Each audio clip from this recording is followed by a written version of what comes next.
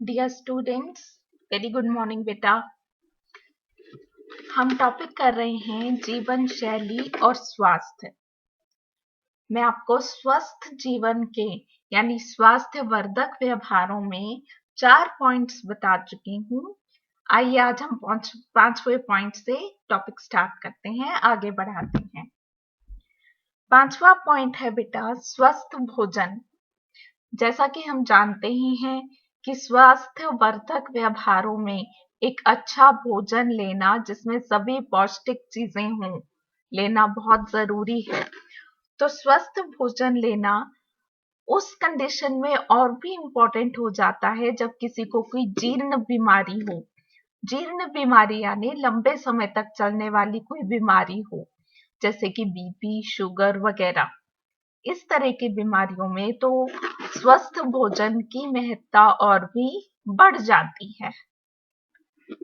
अच्छा, अगर हम दोषपूर्ण भोजन लेते हैं, गलत भोजन लेते हैं, तो उसकी वजह से हमें बहुत सारी बीमारियां हो सकती हैं, बहुत सारे विकार उत्पन्न हो सकते हैं।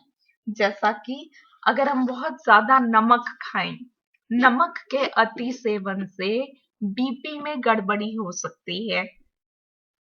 बहुत ज्यादा वसा या फैट खाने से क्या होता है, दिल का दौरा पड़ने की संभावना बढ़ जाती है या हृदय अवरोध के चांसेस बढ़ जाते हैं। इन सभी बातों को मद्देनजर रखते हुए एक सचेत व्यक्ति क्या करेगा?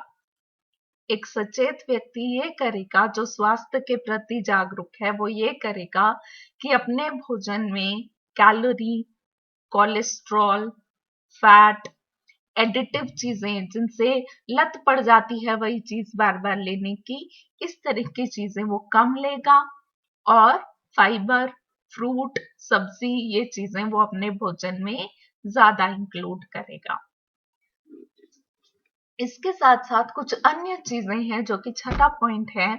कुछ अन्य चीजें हैं जो बहुत जरूरी हैं स्वास्थ्य वर्धक व्यवहारों में एक स्वस्थ जीवन शैली के लिए। इनमें आ जाता है बेटा पर्याप्त नींद लेना। एक सफिशिएंट अमाउंट में नींद लेना हमारे स्वास्थ्य के लिए बहुत जरूरी है। तो सवाल उठता है कि कितने घंटे हमें सोना चाहिए, कितने घंटों की नींद अनिवार्य है। ये बात हमारी उम्र के स्तर पर निर्भर करती है, आयु स्तर पर निर्भर करती है। एक बहुत छोटे से बच्चा को ज्यादा नींद चाहिए होगी, जैसे आप लोग हैं युवा अवस्था में, इस अवस्था में 7 से 8 घंटे की नींद आवश्यक है।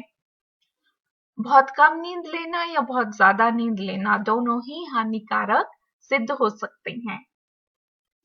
अगर कोई शख्स 4 घंटे से भी कम की नींद ले रहा है तो इसका उसे नुकसान होगा।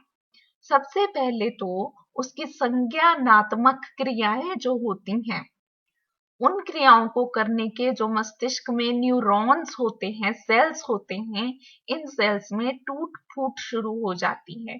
तो हमारी जो संज्ञानात्मक क्रियाएं हैं, मोटे से तौर पर आप ये कह सकते हैं कि सोचने समझने की जो काबिलियत है उसमें नुकसान पहुंचने लगता है।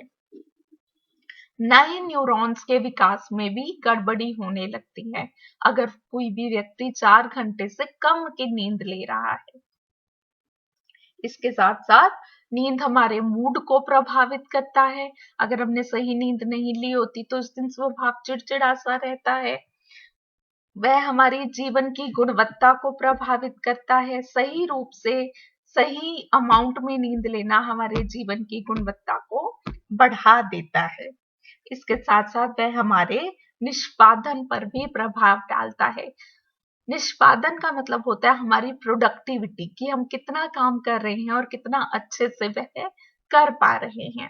तो अगर हम अलर्ट होंगे तो हम काम अच्छे से कर पाएंगे, और अलर्ट हम तभी होंगे अगर हमने अच्छे से नींद ली हुई होगी। तो इससे हमें पता लगता है कि नींद भी, पर्याप्त मात्रा में नींद लेना भी एक बहुत ही जरूरी संघटक है एक स्वस्थ जीवन शैली का।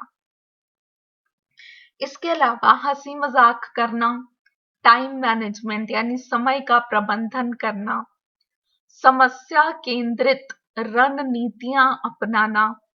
ये क्या है समस्या केंद्रित रणनीतियां?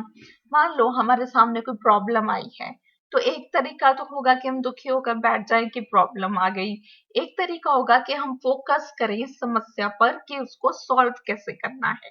तो जो समस्या केंद्रित रणनीति है, problem focused solution, problem focused approach, कि हमारी जो भी प्रॉब्लम आई है उसके अलग अलग पहलुओं को हम समझ के उसे सॉल्व करने की तरफ अग्रसर हो रहे हैं, इस तरह की रणनीति अपनाने से भी हमारी जीवन शैली स्वस्थ रहती है, अच्छी रहती है। ये तो थे पॉइंट्स बेटा हमारे स्वास्थ्य वर्धक व्यवहारों के, जिनसे हमारी जीवन शैली स्वस्थ हो जाती है। इसमें सेकंड कैटेगरी है स्वास्थ्य ह्रासकारी व्यवहारों की, जिनसे कि हमारी जीवन शैली अस्वस्थ बन जाती है। ये किस प्रकार के होते हैं? ये वो व्यवहार होते हैं जिनसे अभी के समय में या आने वाले समय में, भविष्य में हमारे स्वास्थ्य को नुकसान पहुंचता है। ये वो व्यवहार होते हैं जो आदत जन्य हो जाते हैं। एक बार आदत पड़ जाए तो इन्हें छोड़ना बहुत मुश्किल लगता है, और ये ज्यादातर किशोरावस्था में पनपते हैं। तो इनमें पहला आ जाता है पदार्थ इस्तेमाल व्यवहार। तरह तरह के ड्रग्स लेना, शराब पीना, ये सारी बात आ जाती है पदार्थ इस्तेमाल व्यवहार पर।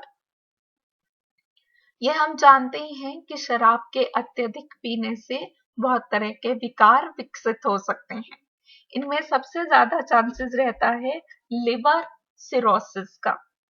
कुछ किस्म के कैंसर हो सकते हैं, मंदता यानी मेंटल रिटार्डेशन हो सकती है, शरीर क्रियात्मक असामान्यताएं हो सकती हैं।